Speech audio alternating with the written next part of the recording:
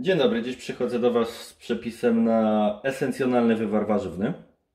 Warto zawsze zrobić trochę więcej tego wywaru, z tego względu, że jest to świetna baza do naszych zup oraz sosów.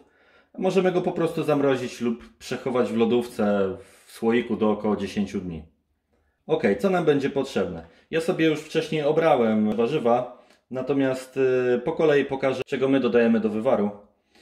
Jest to ćwiartka selera większego, jedna pietruszka, marchewki, 2 cebule, por oraz seler naciowy, 2 ząbki czosnku, pietruszka, liście laurowe około 4 sztuk plus około 4 sztuk ziela angielskiego, lubczyk, łyżka soli, pieprz, oliwa z oliwek.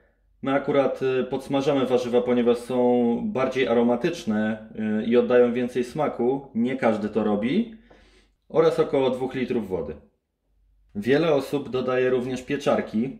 Natomiast z pieczarkami jest taka kwestia. Jeżeli ktoś z Was będzie chciał z tego zrobić na przykład rosół i dodać mięsa, wtedy nie polecam dodawać pieczarek. Jeżeli wiecie, że będzie to tylko i wyłącznie warzywny wywar, wtedy możecie te pieczarki dodać.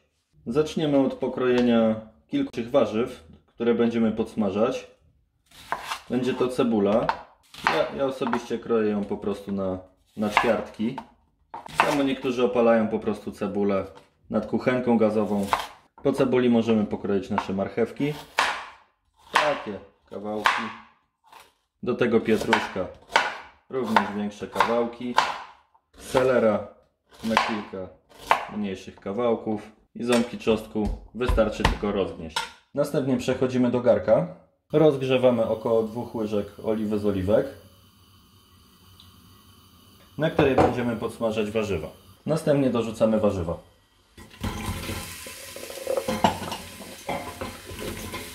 Podsmażamy je około 3 minut.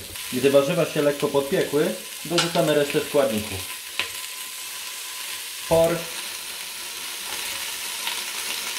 seler naciowy, pietruszka oraz przyprawy. Liście laurowe i ziele angielskie, lubczyk,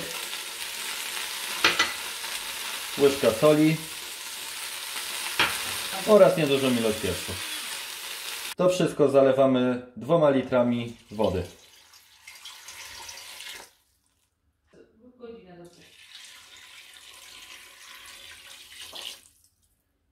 Teraz to wszystko zagotowujemy, a następnie zmniejszamy ogień, przykrywamy nasz wywar i dusimy jeszcze przez około od godziny do 2.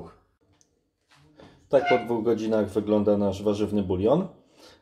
Będzie on bazą do naszego dzisiejszego dania, jakim będzie gulasz wołowy.